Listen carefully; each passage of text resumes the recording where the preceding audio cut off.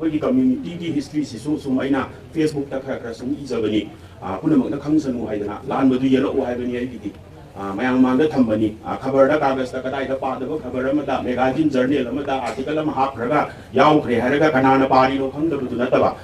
ꯐꯦꯁꯕꯨꯛꯁꯤꯗ ꯑꯗꯨꯝ ꯗꯥꯏꯔꯦꯛ ꯍꯪꯅꯤꯡꯕꯗꯣ ꯍꯪꯉꯛꯑꯣ ꯂꯥꯟꯕꯗꯨꯅ ꯂꯥꯜꯂꯦ ꯆꯨꯝꯕꯗꯨꯅ ꯆꯨꯝꯃꯦ ꯍꯥꯏꯔꯒ ꯌꯥꯝ ꯆꯦꯂꯦꯟꯖꯤꯡ ꯖꯣꯕꯅꯤ ꯍꯥꯏꯇꯥꯔꯦ ꯃꯤꯅꯗꯤ ꯌꯥꯝꯅ ꯉꯛꯑꯦ ꯑꯩꯉꯣꯟꯗ ꯀꯔꯤꯒꯤꯅꯣ ꯅꯪ ꯑꯗꯨꯝ ꯇꯧꯔꯤꯗꯣ ꯌꯥꯝ ꯁꯥꯊꯤꯌꯦꯅ ꯀꯩꯒꯤꯅꯣ ꯍꯥꯏꯔꯒ ꯀꯩꯅꯣꯝꯃ ꯏꯕꯁꯦ ꯂꯥꯜꯂꯦ ꯍꯥꯏꯒꯗꯒꯤ ꯉꯥꯏꯕ ꯉꯥꯛꯇꯅꯦꯕ ꯑꯗꯒꯤ ꯑꯩꯅ ꯁꯨꯝ ꯎꯖꯕꯗ ꯑꯩꯈꯣꯏꯒꯤ ꯍꯤꯁꯇ꯭ꯔꯤꯕꯨꯗꯤ ꯌꯥꯝ ꯏꯟꯇꯔꯦꯁ ꯂꯩꯔꯛꯑꯦ ꯑꯩꯈꯣꯏ ꯐꯥꯗꯔꯅꯗꯤ ꯌꯥꯝ ꯂꯣꯜꯂꯝꯃꯦ ꯍꯤꯁꯇ꯭ꯔꯤ ꯏꯁ ꯌꯣꯔ ꯑꯥꯏꯗꯦꯟꯇꯤꯇꯤꯅ आइडेंटिटी सागतपदा हिस्ट्री है सुनाव यादव यादवनी आई फादर याम तोयना हाय मयामनसु आई फादर याम नोकनबी मागी मना चंगुरदि अलिमुद्दीन दे हौरादौनेना 1972 ओइना माना हिस्ट्री सु दुम लीबगी हुजिकसु दुम लैरमगनि अहल लमन सिंग अखोय फादर पुलंबा मंगोंदा नो ए अखोयना सु हाय वाडी से हिस्ट्री दु लीरुरनु ताबी निगाय मी थोय इंटरेस्ट लैतेना अखोय फादर से दोम ली लाइमोंदा नो हायरम मेमाना बुङो नोयदा खंद्रे नंगी हिस्ट्री दुना नंगी आइडेंटिटी निने नंगी आइडेंटिटी तु याउद्रकांदा नंग हिस्ट्री दो काउथोख्रगदि नंगी आइडेंटिटी लैते है ngasi akoina kauthup taragadi nang kanano ai arab saruba yaroi haski nong hek henbaga koi tangthorani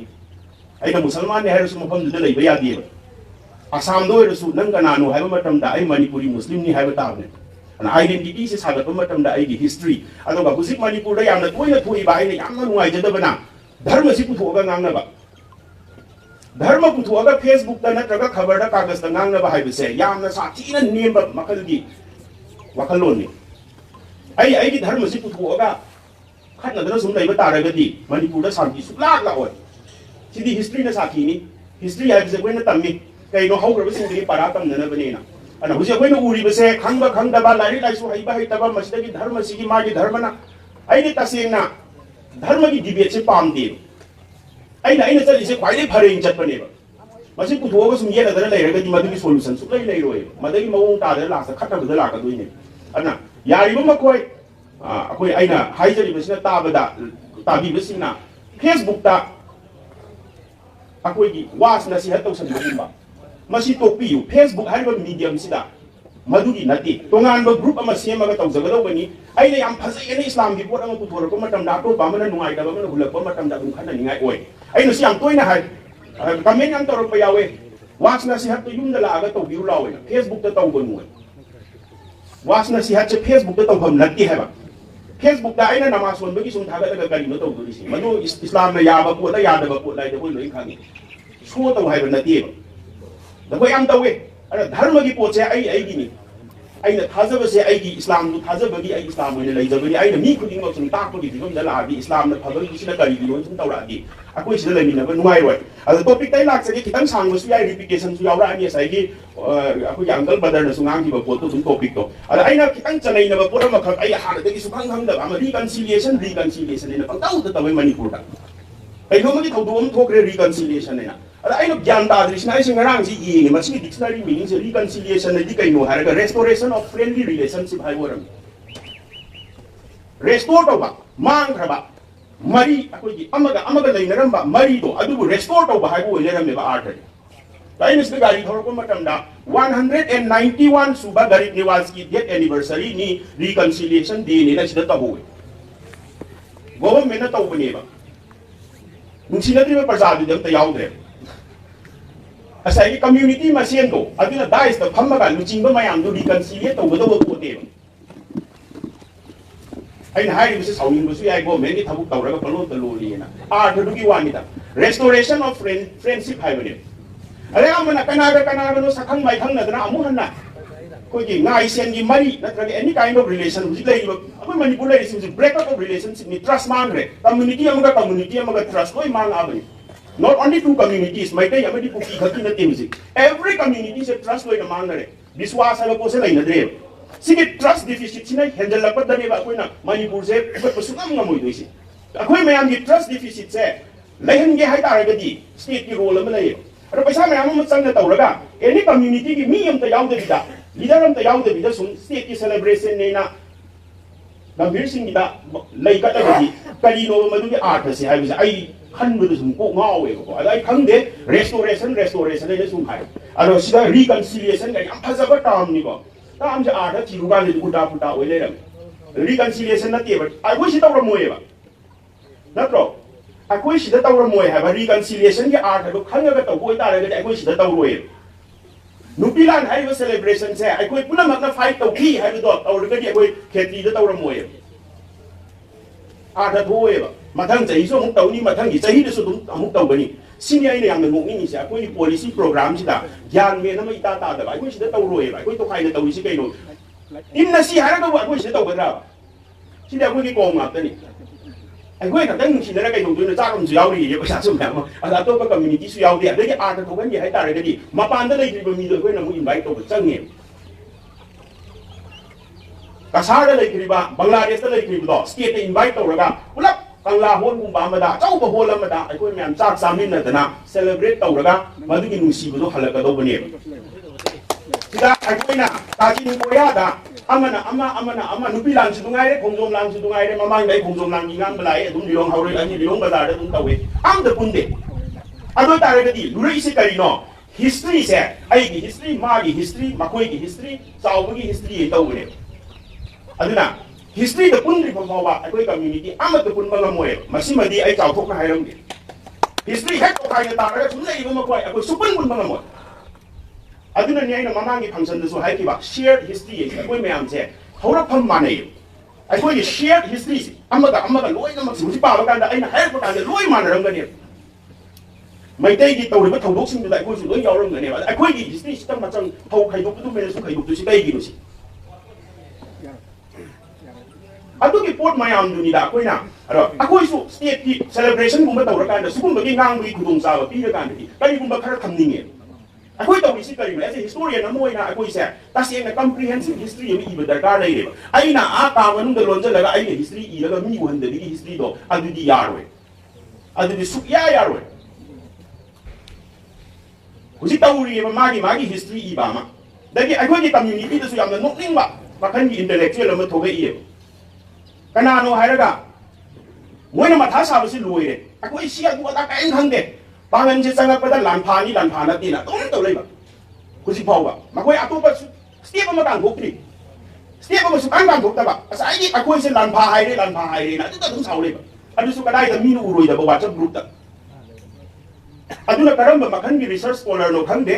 अनौबनी हुजि थोगे आई सु दुमोइ हाचल ए ग्रुप तुदा याम नोलिंगे मखोई मथा सारी से रिकन्सिलिएशन टू सेलेशन अमत दरकार लेते मखोई ना कोई लानफानी हाइसि करी दियो आई ज्ञान तादी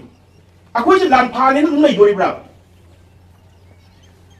अखोई की हिस्ट्री से दे हेंद्रब्रा सिनि दाइन हारिबना नोअम बया अखोई न फेसबुक दे इरकपसे अकाना दबा मयामनि लानफाई वारी दो हाने सेंगु वाइ बिदम द लैरे अदो हाइबो पोसे yang wang na tamani Delhi na tamba satra ngata ni aisu Delhi tamai ni ko alo ai ngai moi di ko karam ba makan ni ko ka tharaga ma ko se lai loi ino khang de ba handak si debate taw numi humni mari ni changi moi masena nai na ba ai ko bo yaw sale adai nei su song ni ngot na hai ri kai na akoi se thok mo ki intellectual ni English ta yam phajata ba hai ma pseudo intellectual sai ba moi na ko Manipur da tawi bi sing se akoi se pseudo intellectuals ni Manipur da thok ki ba dagi मयाम की वादा दु चतखरबा मसागे identity मांगबनी मोय हाइबा मोय मणिपुर दा हलकिनी आइना खनबदा को हम हन्नी हलकनी Covid मतमदा याम चाउना चाउना नानम मी हुजिक लै ai लोइ खागे कोविड मतमदा दिल्ली दा फमगा थागखिबा फाव फाव मयाम हुजिक सिदा लोइना कुल्लगा लै अदुना अखोइ से खितंग प्रोग्रेसिव ओइबा मा चंगे कदाइदा आइना वासना सि हत तौबदगे कदाइदा आइना हिस्ट्री नांगदगे कदाइदा पॉलिटिक्स नांगदगे कनाना हिस्ट्री नांगदगे कनाना पॉलिटिक्स नांग आई लोजी भोट रिजल्ट आदि मयाम तो मथा साने राजनीति से कदाइ तौरई लोइना आइना हाइबो सिनफमदुदा आइना नांगबा अदु उलिमागी आइना उलिमाई दाइतो सु नांगसल आदि मथा सारनी तल्लेबा कुरान की कोटेशन का लौ तौसै इजेइबा कोइना अदुना हिस्ट्री दसु मणिपुर दो हुजि याम लोली तसेंग हारगदि आइना कंपेयर तौनिंगबदि मसे डॉक्टर का माइबा अनि की टाइपनि अखोइसिना डॉक्टर नि मेथोडोलॉजी म यावरगा तमैनि आई सब्जेक्ट अमनि दना डॉक्टर दा माइबने हाइबगुमबने अदा डॉक्टर का माइबगनि हाइनिंगे कोइना हुजि मणिपुर दा अखोइ खत्ता नते मणिपुर की हिस्ट्री इबदसु हुजि अनि डॉक्टर लैबने ट्रेन येंबियो दो इंडिया दसु अनि डॉक्टरने सुम खंजलहो बा अनि डॉक्टरने बा मटम अमदा अफाव बा इंटेलेक्चुअल नि हायरम बा रोमिला थापर रै कोना लारि पाबदे यावरपा बिपिन चंद्र गायना यावरपा इरफान हबीब गायना अलीगढ़ की यावरंबा हुजिक मखोइनी इबसे फागी ने लौगिदे अदुगा कना थोगे मखल लमगी हिस्टोरियन थोगे अदुना हुजिक थोगे बलिला मयाम सिंसिनी मुदी सिनी तौखाइ गदमनी खुकाइ गदमनी युनगदमनी सिदा मनुंग द लैरमनी मथक द लैरमनी तौरई सिंसे से अनौब ट्रेन की हिस्टोरियन ने मखर हाइद दुम ज्ञान तारमनी अदुना इंडिया दसु दुम अनी थोपने हानगी चुमना गांगम मयाम द लोइन इनथोकरे इरफान हबीब खंगम गनी अलीगढ़ मुस्लिम यूनिवर्सिटी तम यावरागदी इन रिसर्च स्कॉलर सिंग लाई दुम लाएबा मास नो जेनी द मा लाकसे एयर करिदगी लौब चले ट्रेन स्टेशन दगी मास ट्रेन स्टेशन द मा ओपर चलेबा माना वांगांग दौस अलीगढ़ की अचुकी मति फावरबा हिस्टोरियन नमनि हुजिक सुसाइडल थौरी मा मसामंग मार्क्सिस्ट नि अंगल को खंगम गनी हुजिक की मंगोंदा पिरम प्रोजेक्ट मकोय लोइना थिंजन ग्रे गवर्नमेंट रोमिला थापर जेन्यू दा इंटेलेक्चुअल अफाव बोय ओजा वरमिले होय मतमदा अदो ओना थंगदा मागी सर्टिफिकेट को खलो हाय इमेरिटस की स्टेटस पीरा गा मासे थंब मतमदा नंगी सर्टिफिकेट को खलो हाय इंडिया दि इहो म हवे रोमिला थापर दबु सर्टिफिकेट को खलो हाय सिबु काली लोय मासु ऑस्ट्रेलियन की टाइप दा आई सर्टिफिकेट सि लेले हाय हायबदी थंग हाय गा होय मौलाना अमदा नंगी सर्टिफिकेट येंगे हाय गुंबने इंडिया से सुगुम फिबम दसु दुम लाको सुकुई अदुबु अमरा मरक सिदा आइकोय शांति पुरक्तबा यादे नुसिना लेमिनदबा यादे अदना रिकन्सिलिएशन की वाफम सिदे साइ मयाम मांगल सु हायरमे अदुगा पन्नदबा मा आइकोयना गरीब निवास हारिबा नुपासे ममिन याम फजै चिंगले नोंद्रेन कुंबा हायबनि माइ ममिन से दुगा यामना थौना फबा मागी मतिक मगुन से आइना पानबददि मोइना पानबददि अतोपा चिंग तादि माना मणिपुर नुसिजबसे कयाम नुसिबगे हायबा मतमदा तबो भेली से जनवरी तांगे मापन 1834 दा मासुकलते की चही निफु मंगादे सिबनि मसागी अदुगा सिगी नुमिचिमक्तदा 9 जनवरी 1934 दा काबो बेली सु खुसिन नकी हाय अदुगी थौदोक तो मा तानरम दबिदा तौबदा मासि नुवाई मंददना हार्ट अटैक की टाइप तौरगा सिबनि हाय अदुना मणिपुर की लम कायबा यादे हायबा इंटीग्रिटी दा ngawjaba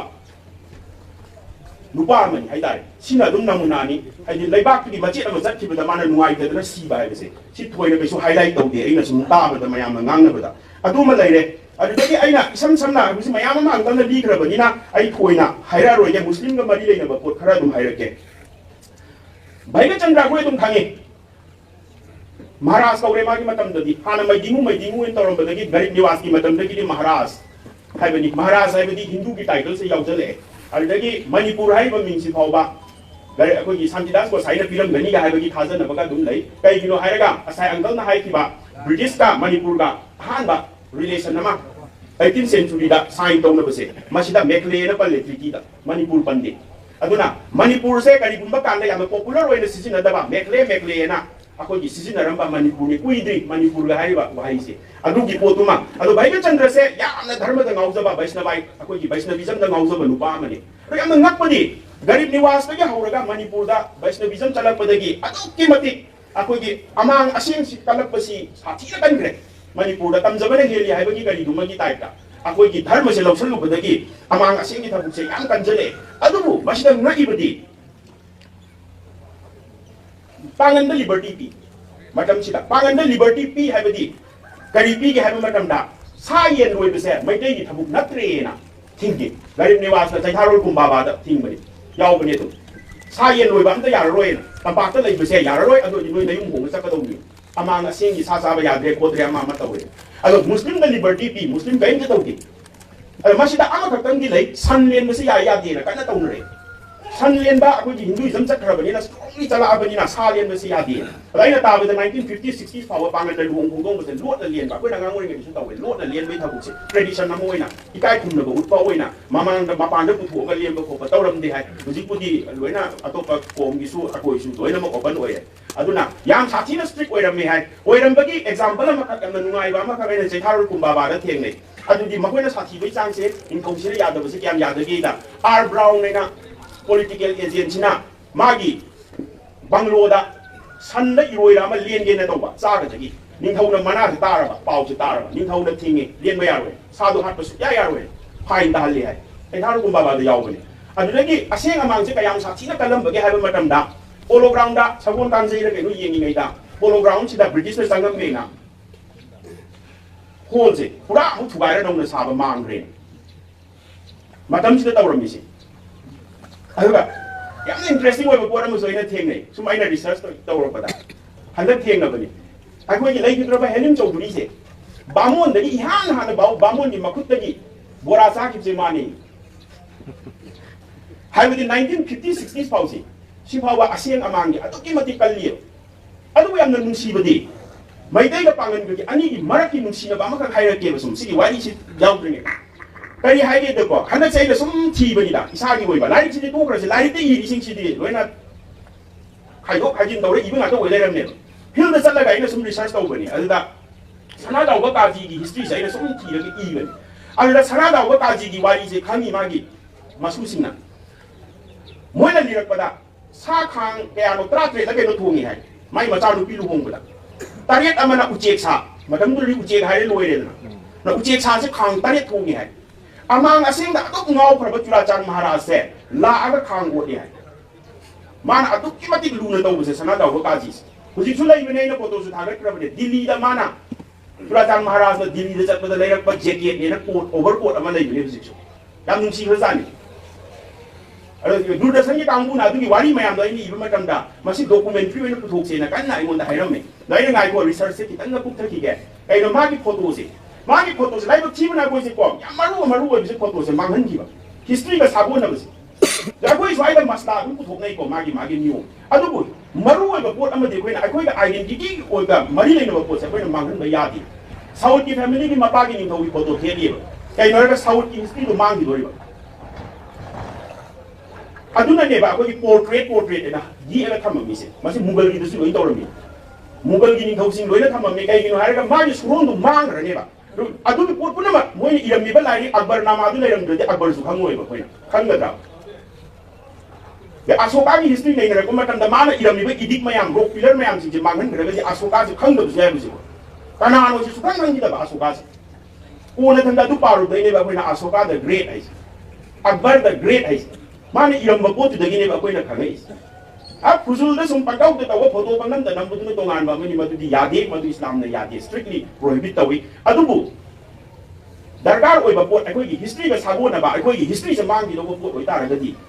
मसी थम बसे दरकार ओइ ब्राइ द खले कइगिनो हारगा सना दाव बै का जी की फोटो से लैदी हारगा मकोइ इमुंग न लैरमद्रे लाइव फादना आई की फोटो से पंगन तसु नंगल ले मेला द नोंग लाई ये अमबनी लाई ये पसिदा सना दाव का जी का अखोइ की वली वला का अनि से ये अमबनी फजन जानी ये थमम बसे आइना फोटो से का होबने कोइ थी रगा आई कंप्यूटर द थीब कांदा सना दाव का जी की फोटो से आइमोन द लैरमने अरे खर गाउ रुसु कानै अरे नमजल होबदुने नि माइ मुंग गाइ यामना रिक्वेस्ट तवे नोइना खंगिबो फोटो दो अमता थी ओइ अदु फंगदे तो हुजि फाव अदुना माना तोंगंबा अखोगी दोलाई लै हुजिसु आई वारी इगे तौबनी दोलाई सियामना नुंसी अखोइ दा हारगना हुजि अखोइ एमएलए नत्रगा अखोगी ऑनरेबल एमएलए नासिर खोइनागा मिनिस्टर को हेरकांदा स्टेट की फंक्शन दगा कार दोंग चलिदन सुमाइना मकोइ से अखोगी दोलाई से तौर लाकदोइने मोइ मिनिस्टर अममने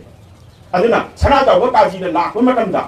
दोलाई से तोंगा लाकबसे हप्ता की मीन उहौ यावे आंगांग ओइने मोइ हांगे पांगन अमखक दोलाई तोंगा लाखिए कोरे थी काना सना तौगा काजी ओइ लेरमे लाई इसना करीगी अखोगी साइगी क्वातान फंक्शन की अरे स्टेट फंक्शन नि दना हुजे अखोइना खोंजोम लांदा हाइका लेका तवे हारगा आइदि मुस्लिम नि अदुगुमदु याव यादे न लेगद्रा चीफ मिनिस्टर यावरगा चतोरिनि खोंजोम लान की सेलिब्रेशन सिदा हाइका लेका तमी आई फादर मा याम दोइन चलमि माइ मतुंग इन हवे मा फंक्शन खुदिंग द मा दुमाइ पुबी यावे ऑनरेबल चीफ मिनिस्टर हानो वेरंबा उजाइ बोबी की युम दगा चाक सिलम दना अखोइ चाक चामिनबगा यावे आई मेमोरीज मयाम मा अखोइ फादर ना कैदोरंबा मयाम मा लै अदुना अइना हाइजनिबदी अखोइ हिस्ट्री का सागोनबा पोच अखोइ ने सुमांगन किबा सुमांगन खरगा आई अदुनी ने सुम लोलगा लैरगा हंगमुरगा ना कैम लैतबदुदी यारोय अन अखोइ से हिस्ट्री अमा रिकंस्ट्रक्ट तब ताइ मरुदी स्टेट ना तौगदौबनी स्टेट ना अखोइ कॉम्प्रिहेंसिव हिस्ट्री अमा मयाम अपुनबा हिस्ट्री अमा सागकदौने नत्रगदि अखोइ सुमैना दुम तौर लैकिने अदुगी पोतुने अदुना साइ उजाना हाइबिग्रे मर्जित सिंह निथौलु करिगे बर्मिस की निथौ चैलेंज तौबदगी मासे करि तौरे अखोइगी साउरक्तना तबोदा करिदा चंगजलगा निथौ मारि तसेंगदी वेसल लेना अखोइगी बर्मिस की निथौगी मखादा लेगदौबनी हाइबनी अदा माना चैलेंज तौरगा मा मयुम सागलकपा कोनुम सागलकपा कई कई तौरपदगी मासे कैदौरपनी कसारोम द चेनबनी चेनबसिदा ऑलरेडी मचि मराव मयाम हादा सुलबगी निथौ मरि रोमनी 1819 ꯐꯥꯎꯒꯤ ꯃꯃꯥꯡꯗ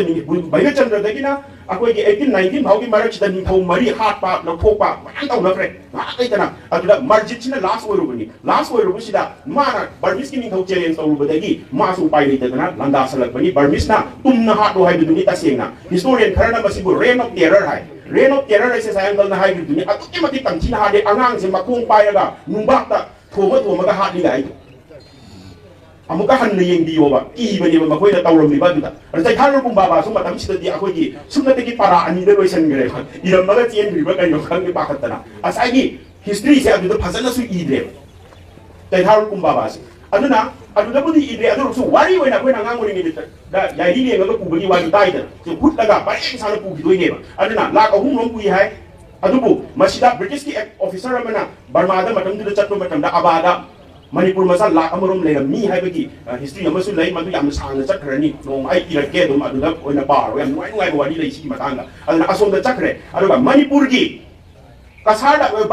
ꯃ꯭ꯌꯥꯟꯃꯥꯔꯗ ꯕꯔꯃꯥꯗ ꯂꯩꯈ꯭ꯔꯤꯕ ꯃꯨꯁꯂꯤꯝꯁꯤꯡꯁꯤꯗꯤ ꯇꯁꯦꯡꯅ ꯑꯩꯈꯣꯏꯒꯤ ꯃꯃꯥꯡꯗꯒꯤ ꯆꯠꯈ꯭ꯔꯦ ꯃꯩꯇꯩꯁꯨ ꯃꯃꯥꯡꯗꯒꯤ ꯆꯠꯈ꯭ꯔꯦ ꯀꯩꯒꯤꯅꯣ ꯍꯥꯏꯔꯒ ꯃꯔꯖꯤꯠꯁꯤꯡꯒꯤ ꯃꯃꯥꯡꯗ ꯄꯥꯜꯂꯝꯕ ꯅꯤꯡꯊꯧꯁꯤꯡꯒꯤ ꯃꯔꯨꯑꯣꯏꯅ ꯁꯤꯒꯤ ꯚꯩꯔꯆꯟꯗ꯭ꯔꯒꯤ ꯃꯇꯝꯗ ꯕꯔꯃꯤꯁꯅ ꯂꯥꯟꯗꯥꯔꯛꯄꯗꯒꯤ ꯃꯥ ꯑꯁꯥꯝꯗ ꯆꯦꯜꯂꯤ ꯑꯁꯥꯝꯗ ꯆꯦꯟꯕꯗꯅꯤ ꯃꯃꯥꯡꯗ ꯑꯩꯈꯣꯏꯒꯤ ꯁꯥꯃꯨ ꯀꯔꯤ ꯇꯧꯕꯒꯤ ꯑꯩꯈꯣꯏꯅ ꯍꯧꯖꯤꯛ ꯁꯥꯃꯨ ꯃꯈꯣꯡ ꯀꯥꯏꯅ ꯂꯩꯔꯤꯁꯦ ꯑꯗꯨꯅ ꯕꯔꯃꯥꯗ ꯑꯁꯥꯝꯗ ꯆꯦꯟꯕ ꯃꯇꯝꯁꯤꯗ ꯑꯂꯣꯡ ꯄꯥꯌꯥ ꯍꯥꯏꯕ ꯃꯣꯏ ꯌꯥꯝ ꯐꯥꯎꯕ ꯅꯤꯡꯊꯧ ꯑꯃꯅ ꯂꯥꯛꯑꯒ ꯃꯅꯤꯄꯨꯔꯒꯤ ꯑꯁꯤꯒꯤ ꯑꯩꯈꯣꯏꯒꯤ ꯍꯧꯖꯤꯛꯀꯤ ꯄꯣꯂꯣ ꯒ꯭ꯔꯥꯎꯟꯁꯤꯗ ꯆꯩꯊꯥꯔꯣꯜ ꯀꯨꯝꯕꯥꯕꯥꯗ ꯌꯥꯎꯕꯅꯦ ꯄꯣꯂꯣ ꯒ꯭ꯔꯥꯎꯟꯗ ꯅꯨꯃꯤꯠ 4 ꯀꯩꯅꯣ ꯂꯩ ꯍꯥꯏꯕꯅꯦ ꯃꯥ ꯐꯤꯕꯝꯗꯨ ꯌꯦꯡꯉꯨ ꯀꯔꯤ ꯇꯧꯔꯝꯃꯅꯤ ꯌꯦꯡꯉꯨ ꯍꯦꯛꯇ ꯂꯥꯟꯃꯤ ꯄꯨꯝꯅꯃꯛ ꯄꯨꯔ ꯂꯥꯛꯑꯒ ꯑꯁꯤꯗ ꯂꯩꯁꯜꯂꯒ ꯅꯩꯕꯅꯦꯕ ꯅꯩꯕꯁꯤꯗ ꯐꯥꯔꯒ ꯃꯌꯥꯝ ꯄꯨꯈꯤꯑꯕ ꯍꯥꯏꯔꯤꯁꯦ ꯚꯩꯔꯆꯟꯗ꯭ꯔꯒꯤ ꯃꯇꯝꯗꯅꯤꯀꯣ ꯑꯗꯨꯗ ꯄꯥꯡꯒꯟ ꯌꯥꯎꯔꯝꯃꯤꯑꯕ ꯑꯩ ꯍꯣꯔꯦꯟ ꯄꯥꯡꯒꯟꯒꯤ ꯋꯥꯔꯤꯗꯨ ꯂꯤꯔꯛꯀꯦꯕ ꯉꯁꯥꯏꯒꯤ ꯕꯔꯃꯥꯗ ꯄꯥꯡꯒꯟ ꯆꯠꯈꯤꯕꯒꯤ ꯃꯇꯥꯡꯁꯦ ꯑꯗꯨꯅ ꯁꯨꯃꯥꯏꯅ ꯌꯥꯝ ꯁꯥꯊꯤꯅ ꯋꯥꯠ ꯂꯩꯕꯗꯒꯤ ꯄꯥꯡꯒꯟꯁꯦ ꯑꯗꯨꯝ ꯌꯥꯎꯔ ꯆꯠꯈꯤꯑꯕ ꯀꯩꯒꯤꯅꯣ ꯍꯥꯏꯔꯒ ꯄꯥꯡꯒꯟꯁꯦ ꯃꯔꯨ ꯑꯣꯏꯅ ꯁ꯭ꯋꯥꯏꯗ ꯇꯥꯕ ꯍꯧꯔꯦ ꯕꯖꯥꯔ ꯃꯅꯨꯡ ꯁ꯭ꯋꯥꯏꯗ ꯃꯔꯨ ꯑꯣꯏꯅ ꯑꯥꯔ ꯕ꯭ꯔꯥꯎꯟꯒꯤ ꯂꯥꯏꯔꯤꯛ ꯄꯥꯔꯀꯥꯟꯗ ꯌꯥꯎꯕꯅꯦꯕ ꯃꯣꯏꯒꯤ ꯑꯦꯀꯥꯎꯟꯁꯤꯡꯗ ꯏ.ꯗꯕ꯭ꯂꯤꯎ ꯗꯨꯟ ꯈꯣꯏꯒꯤ ꯑꯥꯔ ꯕ꯭ꯔꯥꯎꯟꯈꯣꯏ ꯄꯥꯕ ꯃꯇꯝꯗ ꯀꯣꯅꯨꯡꯒꯤ ꯏꯁꯔꯣꯝꯗ ꯂꯩ ꯍꯥꯏꯕꯅꯦ ꯈꯦꯇ꯭ꯔꯤꯒꯥꯎ ꯁ꯭ꯋꯥꯏꯁꯦ ꯌꯥꯝ ꯅꯨꯡꯁꯤꯕꯅꯦꯕ ꯁꯤꯗ ꯋꯥꯍꯩ ꯆꯤꯡꯈꯠꯄ ꯌꯥꯝ ꯅꯨꯡꯉꯥꯏꯕ ꯑꯃ ꯂꯤꯔꯛꯀꯦꯕ ꯈꯦꯇ꯭ꯔꯤ ꯕꯦꯡꯒꯨꯟ ꯍꯥꯏꯗ꯭ꯔꯥ ꯃꯌꯥꯡꯐꯥꯟ ꯕꯦꯡꯒꯨꯟ ꯍꯥꯏꯁꯦ itself is history ꯕꯦꯡꯒꯨꯟ ꯈꯣꯡꯉꯝꯕꯒꯤꯅꯦꯕ ꯁꯤꯗ ꯂꯩꯍꯜꯂꯤꯁꯤ ꯕꯦꯡꯒꯨꯟ ꯈꯣꯡꯕ ꯃꯤꯁꯤꯡꯗꯣ ꯕꯦꯡꯒꯨꯟ ꯈꯣꯡꯕꯗꯤ ꯀꯅꯥꯅꯣ ꯑꯩꯈꯣꯏ ꯈꯪꯉꯦꯗꯣ ꯂꯥꯟꯒꯤ ꯕꯦꯡꯒꯨꯟ ꯈꯣꯡꯕ ꯀꯥꯡꯕꯨꯗꯣ ꯄꯥꯡꯒꯟ ꯑꯌꯥꯝꯕ ꯑꯣꯏꯌꯦꯕ ꯑꯗꯨꯅ ꯈꯦꯇ꯭ꯔꯤ ꯕꯦꯡꯒꯨꯟ ꯍꯥꯏ ꯑꯗꯒꯤ ꯃꯌꯥꯡꯐꯥꯟ ꯕꯦꯡꯒꯨꯟ ꯑꯗꯣ ꯍꯥꯟꯅ ꯈꯦꯇ꯭ꯔꯤ ꯕꯦꯡꯒꯨꯟꯁꯦ ꯑꯁꯣꯝꯁꯦ ꯀꯔꯤ ꯍꯥꯏ ꯃꯣꯏꯒꯤ ꯑꯔꯤꯕ ꯃꯔꯣꯟꯗ ꯔꯥꯖꯕꯥꯔꯤ ꯍꯥꯏꯕꯅꯦ ꯑꯗꯣ ꯌꯥꯝꯅ ꯅꯣꯛꯅꯤꯡꯕ ꯑꯃꯅ ꯑꯩꯅ ꯍꯟꯗꯛ ꯃꯁꯤꯒꯤ ꯈꯨꯟꯁꯤꯒꯤ ꯋꯥꯔꯤꯁꯦ ꯍꯤꯁꯇ꯭ꯔꯤ ꯌꯥꯎꯔꯕ ꯄꯣꯠꯅꯤꯅ ꯊꯤꯒꯦꯅ ꯕꯦꯡꯒꯨꯟ ꯂꯩꯅꯔꯤꯕ꯭ꯔꯥ ꯍꯪꯉꯨ ꯀꯥꯟꯗ ꯅꯨꯄꯥ ꯑꯃꯗ ꯂꯩꯔꯝꯃꯤ ꯂꯨꯄꯥ 300 ꯌꯣꯟꯊꯣꯛꯈ꯭ꯔꯦ ꯍꯥꯏꯔꯦ ꯑꯩꯁꯦ ꯄꯨꯛꯆꯥꯛ ꯍꯧꯖꯤꯛꯐꯥꯎ ꯕꯦꯡꯒꯨꯟꯗꯨ ꯊꯤꯔꯤ ꯃꯤ ꯑꯩꯈꯣꯏꯒꯤꯁꯤꯗ ꯑꯔꯤꯕ ꯄꯣꯠꯇꯤ ꯌꯣꯟꯇꯦꯛ ꯊꯥꯡꯗꯦꯛꯀꯤ ꯇꯥꯏꯞꯇ ꯄꯪꯌꯣꯟꯗ ꯌꯣꯟꯊꯣꯛꯈꯤꯕ ꯏꯄꯥ ꯏꯄꯨꯅ ꯊꯝꯃꯝꯕ ꯕꯦꯡꯒꯨꯟꯗꯨ ꯂꯩꯔꯒꯗꯤ ꯍꯤꯁꯇ꯭ꯔꯤꯗꯨ ꯁꯥꯒꯠꯂꯗꯧꯕꯅꯦꯕ ꯕꯦꯡꯒꯨꯟꯗꯣ ꯂꯨꯄꯥ 300ꯗ ꯌꯣꯟꯊꯣꯛꯈꯤꯌꯦ ꯀꯔꯤ ꯍꯥꯏꯔꯨꯅꯤ ꯁꯤꯗ ꯍꯤꯁꯇꯣꯔꯤꯀꯦꯜ ꯁꯦꯟꯁ ꯑꯃ ꯑꯩꯈꯣꯏꯗ ꯌꯥꯎꯗ꯭ꯔꯤꯕ ꯏꯁꯥꯅ ꯍꯧꯖꯤꯛꯁꯨ ꯅꯨꯡꯉꯥꯏꯔꯦ ꯅꯍꯥꯟ ꯑꯩ ꯕꯨꯔꯈꯥ ꯊꯤꯔꯨꯏ ꯕꯨꯔꯈꯥꯁꯦ ꯊꯤꯔꯨꯕ ꯃꯤꯅ ꯀꯔꯤꯅ ꯅꯪ ꯇꯧꯔꯤꯁꯤꯕꯣ ꯕꯨꯔꯈꯥ ꯑꯃꯨꯛ ꯊꯤꯔꯛꯏꯁꯤꯅ ꯍꯥꯏ ꯑꯩꯅ ꯃꯔꯤ ꯂꯩꯅꯕꯒꯤꯅꯤꯅꯦ ꯇꯦꯂꯔꯗꯨꯁꯨ ꯃꯔꯤ ꯂꯩꯅꯩꯁꯤ ꯕꯨꯔꯈꯥ ꯇꯨꯔꯝꯃꯤꯕ ꯇꯦꯂꯔꯗꯨꯒꯤ ꯍꯤꯁꯇ꯭ꯔꯤꯁꯨ ꯃꯔꯤ ꯂꯩꯅꯩ ꯀꯩꯒꯤꯅꯣ ꯍꯥꯏꯔꯒ ꯃꯧꯂꯥꯅꯥꯅ ꯐꯤ ꯇꯨꯔ ꯁꯦꯠꯍꯟꯕ ꯅꯠꯇꯦꯕ ꯇꯦꯂꯔꯗꯨꯅ ꯕꯨꯔꯈꯥ ꯇꯨꯕꯅꯦꯕ ꯕꯖꯥꯔ ꯃꯅꯨꯡꯗ ꯇꯦꯂꯔ ꯈ꯭ꯋꯥꯏꯗꯒꯤ ꯍꯩꯕꯁꯦ ꯀꯅꯥ ꯑꯣꯏꯔꯒ ꯑꯦꯝꯗꯤꯟ ꯑꯣꯏ ꯂꯩꯔꯝꯃꯦ ꯑꯦꯝꯗꯤꯟ ꯍꯥꯏꯁꯦ ꯈꯪꯕ ꯌꯥꯎꯕ꯭ꯔꯗꯤ ꯈꯪꯗꯦ सिमिट्री मनाक्ता लेरंबा एमदिन हाइसे हिस्ट्री से लोई लेरंबेबा कोइगी यामना रिच हिस्ट्री निको थाथा नति मासे आर्मी की फी तुबा लाकपने काइरिंग निमोन अमा लौरगा हत्ता सिदा लेरगा माना फी तुबने अदो माजे आर्मी की ड्रेस तुबा लाकपने ब्रिटिश की माना हेक्ता मन असोमदा मकोय असोमदा उरकपा बुरखा फा मयामदो हुजिकसु येंगो अरिबो फोटो पेशावर लाहौर रोम की फोटो येंगो बाय कोइ बुरखा चा माना बने सेम माना बने ममाय लोई घुमगा जाली दौबदो ना अदु अइना नान हांगे अस नहान लेरमनी सगायगा लंथोखरे हायबा अस लोइरे हे ना अदु तादा कोइ करी तौरे हेरिटेज की अकोइ की मांग दबो पोचिंग से मसे अकोइ की प्रिजर्वेशन नमा म्यूजियम मसु दरकार लाक्सलैये कुरान अरिबा लेबा मनुंग दबै पुंजन दोखरे औरंगजेब न मखुन इरंबा सनाना लुपा कुरान दुजिसु थांगिये कैगिनो हारगा अकोइ की पाइ पुदि सीखरे अकोइ फादर सीखरे माइ Mopa सीखरे Now history di kali no mana soalam ba bayram ba lai tu ne history wei ne lai ram me hai bagi foto si aku de kaim lai ki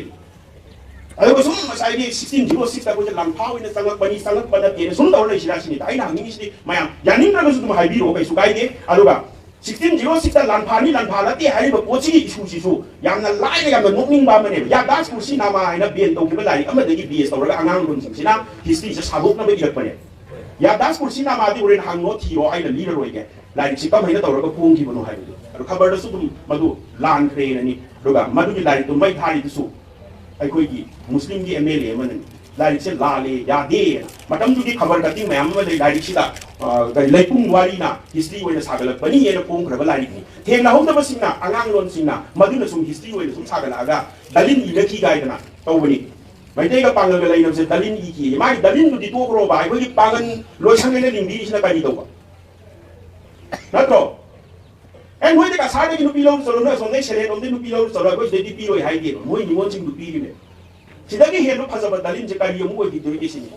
अना नांगिंगे हाइनिंगे न पंगाइ ता हाइरगा Mimang the पुथोपा यादबा WhatsApp group त सुम वारी सानबा bone मयाम दुना लि ओइथोरागा अखोइ से अखोइना तौजरिबा असेंग बनि मिमांग द थम्बि पुनमक से सम उतैजन बगि मवंगदा चुमना सुम हाइबा अमु अमना मुका हमु तैजन बा अदुगि पोतुदि अखोइ कयाम कुइना चटकनि हुजिति यामना कन्शियस ओइरबा ज्ञान तारबा गाक्तनि अदुना सिने मरक मरक ताइना सुमको अदुगा मुस्लिम सिंग चाइ ला अखोइ चेन बद याउखि हाबसिमा दुम प्रूफ ओइरे मेक कुलो आइना इहान हाना फजने इबा मणिपुर की मतंग दे इरंबा अदगे मैदे नुबीम सु लौरगा सिलोंग दे सिखिबा मेक कुलो आइ द पॉलिटिकल एजेंट माना याम फजने इबदा यावरम बने पैराग्राफ अमा मुस्लिम सिंग से याम चाव न मिसिंग लेरमी अदुबु कसारोमदा आइदि कोइ चही तरे खुंदा को चेन दिबदगी मसिंग से खंगन हन बनी हाइबा पोतुमा फजने यावे अदगे बर्मारोम दे कैप्टिव ओइना नानफा ओइना पुतिबनी हाबिदु सु फजना आर ब्राउन ने इरगा थंबिरम बनी से येना निगाइ लेते सिदा कलर संजन गेने सुम दौनर आगति मथोंग चाते अदुदी लाइक ना हाइरम बपोने अदुना सुमैना तवे कसार दा सायंगल ना हाइरे कसार दा रूल तौरमबगी मचिमना ओहुमना चौरजितना ईस्टर्न पार्ट हाइदि मणिपुर की बॉर्डर एरिया स्वाइदा थंगनब सोमदा पालमबगी हाइला कांदी ना मस्जिद दा पालमी से हाइला कांदी ने हाइला कांदी हुजि चटप यावरम मने आई रिसेंटली सु चलुई हाइला कांदी से मुस्लिम डोमिनेटेड एरिया नि हुजि सु हाइला कांदी है से हाना सिलहे की एरिया स्वाइ सिटी मी मद्रसा अनन बलिंगम इस्लामाइजेशन की प्रोसेस पर मय हौरम एरिया नि स्वाइ से इंडिया दा क्वाइटली ऑर्थोडॉक्सी की कई लाखम से स्वाइ से अदुना सिलहेट का सुरमा वैली है सुरमा वैली का कसार बराक वैली अनी से जोग्राफी नहीं नरगा को अर मयाम से लोइना फमिन नरगा दि अतोप मेजर कम्युनिटी से फमिन नरगा दि अकोइना ज्ञान तागदौदेबा असाइदि सुरमा वैली का अकोइना खंगिबा सिलहेट से सुरमा वैली कौरी मकोइना सोम साइकिसना बराक वैली का सुरमा वैली अनी सिदा लेबिसिंग से मुस्लिम डोमिनेट एरिया नातने आहान बदा हैला गांधी का हिस्ट्री दं पाबियु हैला गांधी का सिगी असवाई की एरिया सिंग से कई दवी बांग्लादेश तो यावे तौरमे मुल्लगा इंडिया दा लेहौबने अदुगिसु हिस्ट्री म तोंगा ने लेग्रे आइना आर्टिकल म सो हंद इखि असवाइदा मुस्लिम ना मुसलमान सिंगना मद्रसा लिंगबगी हिस्ट्री यामना नुंगाइबे हिस्ट्री फंगमुदना को इस्लामाइजेशन तौरपा अदुगा अकोइगी अदुगी सीरीज तनी मथंग मथंग लापदनी बासकांदी मद्रसा लिंगइसे अना बासकांदी मद्रसा सु अदुना बासकांदी मद्रसा गाइसे तसेंगा अकोइना वावoi थवइदे पांगन कम्युनिटी की क्वाइदगी चाव अचीवमेंट हाइतारगदी बासकांदी मद्रसा लिंगबसिने मासी पाउबीगनो हुजिक चपियु बासकांदी मद्रसा से हुजिक लेरिबो फिबम से अखोइगी मणिपुर यूनिवर्सिटी न चाव कैंपस की मणिपुर यूनिवर्सिटी ने हेन चावगनी अदुगा बिल्डिंग दी आई हयें हंचित इगे न खल्लिमने अदुगी अदु तमक मौलाना सिंह तौरगा बासकांदी मद्रसा लिंगपगी अदुगा याना साथी रजानी मसिगी हिस्ट्री से कई नहारगा असिलिंगा इबा अकबर से हुजिक सुमागी कईला कबर लेदरा लंबा बस्ती दा मागी मा से कराई देगी नहारगा आरक्तने मागी उस्ताद थेंग रुबिसे उस्ताद तुना हाइरपने नंग आइदि सेबो ओइद्रा लेरनु इमदादु लैसे हाउबा माना चलो नंगी नरम दे चलो अदुगा इस्लाम संदो चलो मद्रसा लिंग चलो इन तौरगा लागा दुना लिंगी बने मागी मसुनु पाउ जिसु लेरी अब्दुल रैना आई ममांग हप्ता अमेन लेरमे आई फादर याम लुना किनै अदु मरक सिदा इन हाइनिंग बमसु लै याम नुंसीबा मना माना माग हेक मयुम ममांग लम का थुगा कनागी नोदि खंदे युम म सारी बने मणिपुर दि लाको सिलै फमनेना लोसन बगम द द्रौ सिलै बने आइने दि कना हाइ बने अखोइ मणिपुर द सु ऑर्गेनाइज तौरगा सिगी युम से लोइजल हनसी एना मथोन अनि की स्ट्रक्चर लोए वाल खाद्री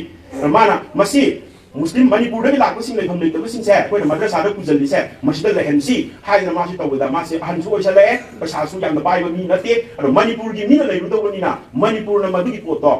अकोइने हिंगन बिरगदी यामना साथीना कानगदौबा कइगिनो हाइरगा आई सामुको कसारदौ जे मुका रिसर्च की लेना चनिङेबा लेफम लेति नि मयुम संगेला लैयुबोगी अदुगुम्बा मा हाइसे स्वाइद पैसा पाइबा मयाम अमा लै मणिपुर द मुस्लिम पैसा पाइदे दि हाइरो पाइद मयाम अमा लै लाइब्रेरी लिंगनसी अकोइगी सिदा एमयू के सिदा करिदा लिलोंग हाउरेबी लै लिलोंग हाउरेबी कॉलेज आई चही मंगा लेरमे असिगी लाइब्रेरी से लिंगनसेबा लाइक हाबसेबा पैसा पाइबा करोड़ लै हाइबा ऑनलाइन तो हुजिक अमेज़न दि लाइक होंग फंगी लैबिरोबा थंबियोबा मयाम की अटेंशन से सिदा तौसेबा फोकस तौसेबा नुंगाइतीबा हंदक आइना सिगी फाउंडर ने हाइबो मी अफाव एजुकेशनिस्ट ओजा करिगी ओजा वहाकी फोटो थीबो फंगदना उसी फाव लई पासपोर्ट अंत थीबो फंगदना लईबा अखोई लईबा हालत सिगी वानी दाइ हाइसी अना एजुकेशनिस्ट ने हाइबो मणिपुर की नोइनि थाजरोय मयामना आइना मागी मतांगदा मतिक अमक आइना खंगबि इबा कांदा मागी छात्र अमना आइमोंदने मेसेज थारेबा कनानो हारगा आइगी प्रिंसिपल ओइरम रिटायर तौखर सिगी ओजा वहासी दे आइबु ताकिरपदुनी पोट अमुबो लिपनि याम स्मार्ट ओइबने माना ताको केमिस्ट्री ताकोसिदि अकोइदि क्लास सुका थादोरक्तेन माना इरेब अखोइगी मुस्लिम के कम्युनिटी दा आइना हांगे खंगौबो मी खिजिकंदि इरोवे इबिनिगाय मी लेके अल माना हायबा आई इबिरके माना थियंगना होबदु होबदि दो वादि इबिरके हाय हुजि आई अदु हाबगे मागी इदुइने मसानु पासु सिदा थियंगना से हायबने नायना नाइबदि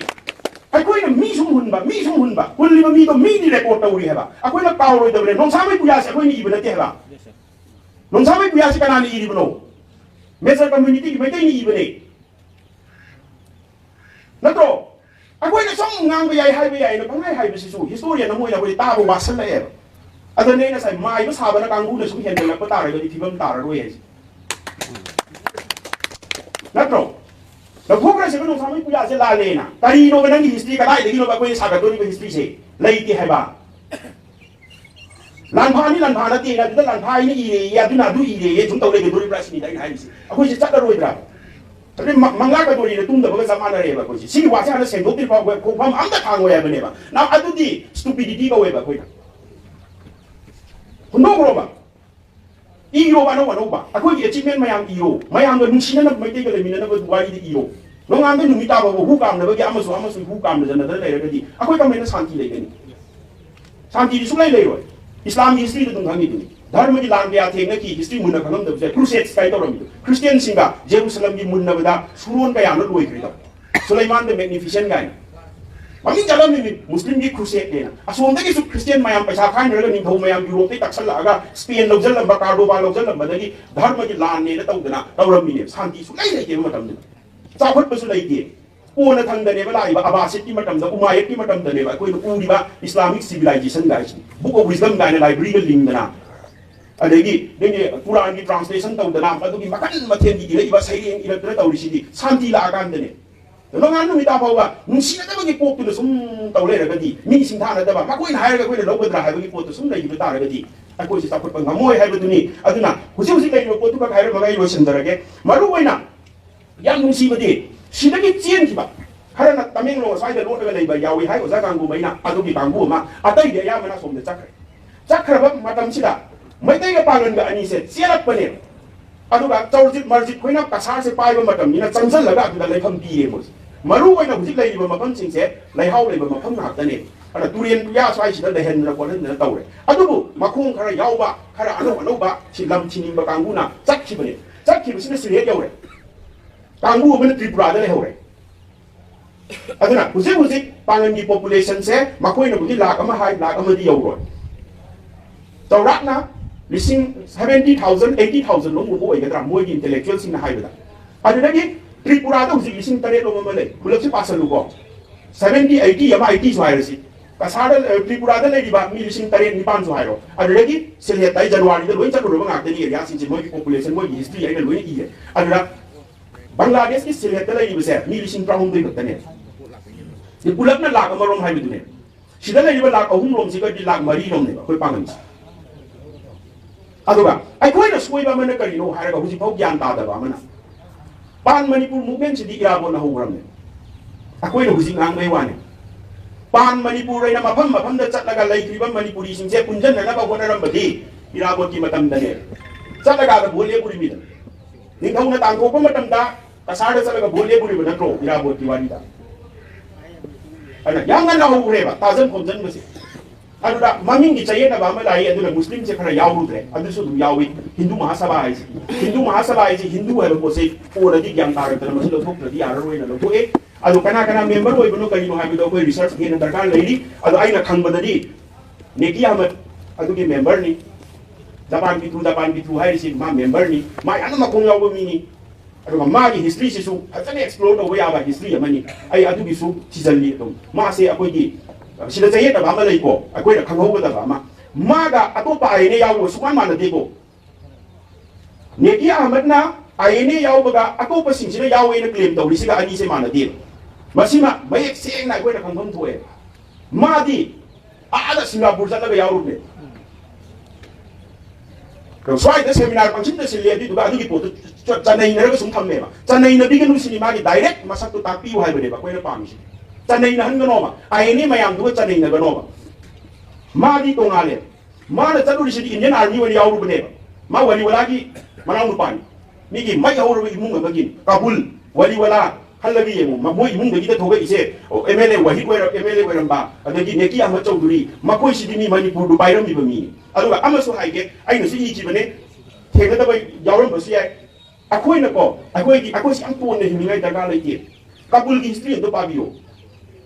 Manipur gi kwai da gi matam du to lop chaw se Kabul ne ma ji lupa chapri lo ben phani darbar member am ne lupa cha ma yang kai rom phangi lo ken khalawi ye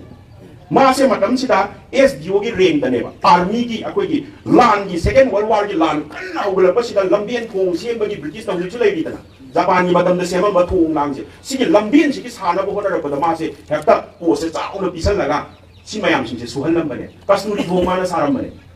akoi gi history se mun na khang se 16060 wari se tu ase ware ba 16060 wari se sum liman da aduna kasnuri thong se mana saram bagi masanu balai ni music so dum hambi masanu balu so migi mai ni ozak khali kaise mai ne ba akoi na khang da bai wani akoi marak da tin da bai wani mi na ki nari me mana drop ta wadi loire premier college ai na Manipur gi premier college ki secretary le masas aduna sumaina yam na matik magun le ba mayam ma le ba akoi na chiduk ta ba kai no akoi de sai 1606 su ngau le ni na khage mai matam da la ai ni won bi ni se sum ta le le achievement jaga ai dum nei general lai bani aduna sumaina tawra makoi sat pasida yamna nungsi ba matang ma ka sum taw de sat ki bada makoi se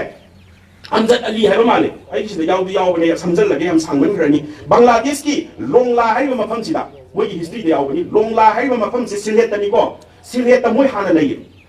pangan si sidai chen ki se Longla hai ba mafam sida lai matam du ki Sylhet ki yamna paisa bai ba len road ama huren chu dun tidio magi maming se net su dun thoga kani Prithim Pasai se buji sulai ni mo gi suron se atu ki mati pesa pai sigi family zamindar ki family ne ba makoi na pangan jing se lambir ga le hele chelak bane muslim ni ko magi maming Ali Amjad ina Korean Facebook da dum ti be internet ta tv magi generation je lai ram bani buji su sile ta chaka ga di clock tower ina ma lai clock tower se magi family sina saram ba clock tower ne atu ki mati pesa pai ba sile ta mana lamje pi ga pangan jing je le hele adu bu pangan jing ju ma kong yaw win la do mu lai ni ngak ta na bhanu gas ta chang bane buji lai ba ma phang chi adu bhanu gas ta chang ise ka ni no haraga mai dai se som sum chang ki bi sa ma koi su in ra ga lak bane adu na sai ang dang hai pri tu ni loi na ma che ta jen khom je la lai bane adu na ta sieng na yam na nung chi ba history ne mapanda koi chen min na ki ba adagi ahal la mana nung mai ya wangang ba loi ba kai da minority rights de na ta ma la to ba function nam da thoba pa kan dai na kasari wari sum li ba kan da ma na ngon dai thoba kan da ibunga nang na thi ba kan da ama ka yaw 1971 72 gi liberation war Bangladesh ki liberation war da pangan na mai dei sing se kan ba gi wari am chau na lai du ni hai badi asai ni muslim ni country semak na bo na ri 71 ai si mi gi mai ni Bangladesh so ko na lungi se li kan lai ru ya ba ta handa taw ni du ne thong thong ma hat na president ra chim ri du ne ba mayam no di nok nei na Bangladesh ka ai ma thong ram sa da ba moi di bera ne handa aur pa da khang ni na lai ba ka loi ko na bum chai chai da ji loi ne da aduna adu bum ba lang du da mai dei sing se communal gi gari ma laksal ba da gi mai dei sing se kan na ba pangan ne chung thong ko gi wari lai ba ni bu nang ne ti jan lo nang gi wari do ta ba yam nungai adu bu pangan da mai dei se su ta tha na ba ya da ba ni adu hujik su ma ko di yam sa ti na be bhar da lai ana sumum ba pot mayam ma lai aduga asai aina loisalla abada bom factual material katan palam gi bosum loi tai bi higher way kayam population je change bano hai bi matang dersan na ko ji linguistic survey to bu ba mana Manipuri lon ba ni se kayam nei bagi na yang chaw survey ni sahi mari manga changna mana 1904 da survey to north east sida loi na machda Manipuri lon ba kya lai ko ji ato ko asami lon mana kayam noi abida report yauri report sida Manipur lon ba se Manipur da lang ga lising yang khai le hai 1904 da ni ko Sylhet ta lising kunthra le hai hai lising se kana oi doi no hai ga pangan amali mai dai oi doi aduga hilti pera tripura da lising trai bana manipuri loli hai sisu maitai amadi pangal goi doine manipuri hai adagi dhaka da mi chani yang khaina manipuri loli hai adagi sida wari am phajaba ba sule chahi tare khundak baga aikoi gi sida islamic revival lak baga ani sisu yam mari dai ne aina hande paper ma ka saga le aikoi se chahi tare khundak ba se sida gi ne ba mamai pangal gi maitai su moi maitai gi revivalist ki history pa biyo chahi tare khundak ba da gi ne ba makoi na gyam ta rai si modern Manipur se karai degi lai hai kan ne swai degi lak tuine ano ba jukki Manipur hai se swai degi ne aduna Quran pura ki bagi wali lei Dhaka da chadaga sakriba muslim sing china makhoi da manaba muslim sing ki marak lai ruba kanda ada bebhar namaz zu lai tamba ko pa loi na maxi moi pura khana ka doine aduna Dhaka da chadaga lai tamburaga chahi dai dei gori mi dana sangra matam ne aduna Quran pura la ada ko gi sida Islam gi kaise ko tor tarika gi niyom se aduna hek lak baga kana chatle irong de ki maulana chataga ihan hanba maulana ibadulana maurubi oidana adu chahi dare khunda koi matung dane ba koina gyan khangak la Islam gi tor tarika se ada halakan dane ba koina wasna si hat tawraga turen de iruba phate phi hamdo kanu burkha ukadam ni adui matam dane burkha ga maulana sing pujal la ko ne adu bu pujal la e haraga su tu budi teller sing sina pura ka dori me tu pi tu dori me huji tu ri sine ada nung si bane ba maulana sing se sinbam se ko tu ba to weram bane connection si aduna yamna nung si be history bane ba koi gi su ada survive to ba sai chahi chamri maitai ga koi ga lamin ro ma tam da pick ro population se identity mang dana lai ha do adu khanbam thok da bras ni koi unnecessary ta ai koi na tana da ba history mayam mu ku to ga nung si na dana ba lai niwas ki matam da ahin nam da loi wondro noi dharma loi tha do kro akoi gi si loi jala da mi da shanti das lo sai na shanti das ai si su amuka khala gi musile te gi ni ko मा history येंगोबा Shantidas गोसाई से सिलहेट दगी नेबा सिलहेट से ख्वाइदगी वैष्णवाई की मफम नेबा होरफम नेबा history पारग येंगियो असोंदा मुका मुस्लिम सिंग number lump दगी लाई नेमास हाबि मतम दुला सिलहेट से मुस्लिम ने डोमिनेट तो एरिया ने लाई नेबा मा न फतन इंजल लोने को सिदा लाई रमी बिसिंग बेंगोली ओइले रमे ने सि बेंगोली मसी मम हार नै रे को पागन दो मैति ओला लोइ लोइ ओन रे हिंदू ओला लोइ लोइ ओन रे काई लो को तो दिस बट आई कोइदा Manipur की हिस्ट्री दा अजुगुम बगी हिस्ट्री लेती नमफू दा वलन बगी केस लेती गेंगियो यागर न मोने लोइ थादो कने नमफू दा धर्म वलन बगी पोती मणिपुर दी याउदम नि हिस्ट्री अदन हिस्ट्री से हम कुपना पाबा म चंगी सिनी अदना सुमैना पार लाइब छिबना साइ अंकल न हाबि दैलो सलगे को खितंगी सांगे सावे आदि सावे आदि हबि साइ अंकल न हाइ छिबदो अरे आई मते अमका अंकल न हाइदरा हुजिति मपान दसु ब्रेक अम उरे हाई सिंगी मम्मी तारक स्वाइदा तौनरी सिंग से मपान दसु मम्मी तारक ताबने मोइसु इमा लेबा आइना दुमी येना लेनि याम साथि मुसि जिदा आइना जनवरी चतप मतम दा मकोइना अखोइ लागबसे अतके मति लुना तवे लाइफम फ्री द पिदोइनि आइगा आइगे नुपि ग चतपनि लाइफम फ्री पिदोइनि ढाका द चतपा ढाका से आइनि येंगुगिन चतपसे मोइना वार्निंग तवे ढाका द नहोइ खतन चतप यारो याम साथि मफम नि अदुनि अदानि अदुना अंकल म थेंगे कारबार पैसा एम पाइबा माना लोइना टिकेट चाहिँ मोन फोन थारा क दोइनि हलागा इन पैसा पिसले मोन दा माना मिनिट खुदिंग नि फोन तरो पिस नंग लाई यौरे नंग लाई चले अदु मी म लेर मनि अदु उनो अदु के मति केयर लवे मखोइन अखोइ बिलो बिबसे अदु हुजि आई अदु नि बांग्लादेश की मोइ मोन थारा ए याम मा सी इगदम याम आई इ बांग्लादेश की आई रिलेशन दो आई मखोइन आई बिसु थाजे किबा आई न मखोइ बिसु अदु के मति उंसी मखोइ लोंग बद पुइ लोंग की नेचर सिनि येमु गाय अदु मखोइ दा अखोइ याम नक पा मना what खुनि असोइ बद पुइ बा कोइ असोइबा सुम उबा तारगदी अखोइ से पेसिमिस्ट है वहाई द ताराने मोय असोम दो जिचु फनेक सेटली अखोइ से मांगरे को फनेक सेटरेबा रे कांगु न माहिर कने को एस इस्लाम की तोर तरीका दा हाना मी की आकरी कइनो कोइ सही सकम तना कुनुम सही सकना लोगोंगा मे हुजिन न मुकरी सइबा ड्रेस न करी सइबा ए कई लोगोंगा खुदो हुकना बगी नु बिथम चलै मिंग न वलिमा को मिंग न वलिमा ने बा हजरत मोहम्मद ना मी की अंगुर कई खजूर बिजर मगर लोगोंगा मी हाइ ने बा ngarang ma koi do dai su luonge ado mehendi gi numi e ai aslo e ta uri site mehendi gi numi asai gi mu ko ai koi da iba ipu singi muna sa na ram da luonge numi ta musi na sa ne ba sakun kan sei sa na ram ba lampak da thu ga nupa mayum nupi mayum thu ga muna sa na da dai sau na rak da na khat na ra i gai na da last time hang ya han sinda sahi cham su ba ma teng ne kai gi noi ma sung basi to kri sai kan pangku ta phuna ba dai gyan tarak da masi thingjen gi ni hayo matam dida kai noi nupa mayum nupi mayum se dum amal lai da lak ta na bisi aduna ha ta phugai na rak ta na ko muna sa na ram ba dai tawrak pani hai aduna yamna nungsi be history ne ba koi gi si adu huji ka sa da tawri ba moi gi uli ma sing toin thing de ba kai noi moi gi nak ne ꯑꯗꯨꯒꯤꯗꯨ ꯇꯣꯛꯊꯣꯛꯑꯒ ꯑꯩꯈꯣꯏꯅ ꯑꯃꯨꯛꯀ ꯃꯌꯥꯡꯒꯤ ꯃꯦꯍꯟꯗꯤ ꯇꯩꯕꯗꯨ ꯑꯃꯨꯛ ꯇꯧꯗꯣꯔꯤꯕ꯭ꯔꯥ ꯑꯗꯨ ꯀꯩ ꯀꯥꯟꯅꯩ ꯆꯞ ꯃꯥꯟꯅꯗ꯭ꯔꯣ ꯂꯨꯔꯤꯕꯗꯤ culture ꯑꯃ ꯂꯩꯒꯗꯧꯕꯅꯦꯕ ꯃꯤꯑꯣꯏꯕ ꯑꯃ ꯑꯣꯏꯅ ꯍꯤꯡꯕ ꯇꯥꯔꯒꯗꯤ ꯀꯜꯆꯔ ꯑꯃ ꯂꯩꯒꯅꯤ ꯏꯁꯂꯥꯃꯤक कल्चर ꯍꯥꯏꯕ ꯑꯃꯅꯦ ꯂꯣꯀꯦꯜ ꯀꯜꯆꯔ ꯍꯥꯏꯕ ꯑꯃꯅꯦ ꯂꯩꯒꯅꯤ ꯑꯔꯕꯇꯁꯨ ꯃꯈꯣꯏꯒꯤ ꯈꯣꯡꯒ ꯏꯁꯩ ꯁꯛꯏꯕ ꯃꯣꯏꯒꯤ ꯂꯨꯍꯣꯡꯕ ꯍꯔꯥꯎꯕꯗ ꯊꯥꯡꯅ ꯖꯒꯣꯏ ꯁꯥꯏꯕ ꯃꯈꯣꯏꯒꯤ ꯆꯠꯅꯕꯤꯅꯦꯕ ꯃꯗꯨ ꯀꯜꯆꯔꯅꯦꯕ ꯑꯩꯈꯣꯏꯁꯤꯗ ꯇꯧꯗꯦꯕ ꯑꯗꯨꯅ ꯑꯦꯅꯤ ꯆꯠꯂꯣ ꯑꯐꯒꯥꯅꯤꯁꯇꯥꯟꯒꯤꯗꯤ ꯃꯣꯏꯗꯤ ꯂꯥꯟꯅ ꯍꯧꯔꯛꯄꯅꯤꯅ ꯂꯨꯍꯣꯡꯕꯒꯤ ꯍꯔꯥꯎꯕꯁꯨ AK-47ꯅ ꯀꯥꯞꯊꯣꯛꯑꯦ ꯃꯥꯒꯤ ꯆꯠꯅꯕꯤꯅꯦꯕ ꯑꯗꯨ ꯅꯠꯇ꯭ꯔꯣ ꯎꯔꯝꯃꯅꯤ ꯑꯗꯨ AK-47 पाएगा खगला कनी पाकिस्तान में लुहोंगे पैसा थाना रनी पूरी म्यूजिक गूगल की मतम दको लुहोंगे को पैसा थाना रनी कवाली सकल रनी मदई नुपाम पिस्तौल सतोरानी पंखा तका पनी जगोई सारी मेरा अखोई उरी दुनेबा मी की कल्चर ने है कल्चर से अनी थोएबा अखोई ना काउ दम से कल्चर से अनी थोएबा अमना लोकल कल्चर अमा सिमु सर्वाइवल की कल्चर कवे कहीं अखोई जिला आकांदा नारी जात बेयादी योंचाक नि उरे जिले लई दुरिसि कि लोन मखोई लोलम गनेबा योंचाक तो इरोलदी दु जिन गिनेबा नत्रो सादी साबा यादरे हचांग फत्रे अदुना योंचाक तुमदि यावसिने ना स्वाइदा कई हवाई चार लोन ब्रे येमुने ना नुंसी रोसिबो सिदा नुंसी राबा सि काफिर गिने अदु लादु गिने अदा ना अदु होइता खोई लई सुंगम ngमो हेबा नहीं बजता अदुना इवन टॉम काफिर हाई सि बाबो जि लान इन तौसले नन मुस्लिम हाइबने आरबी लोग याम फत्तना होनग्रेबा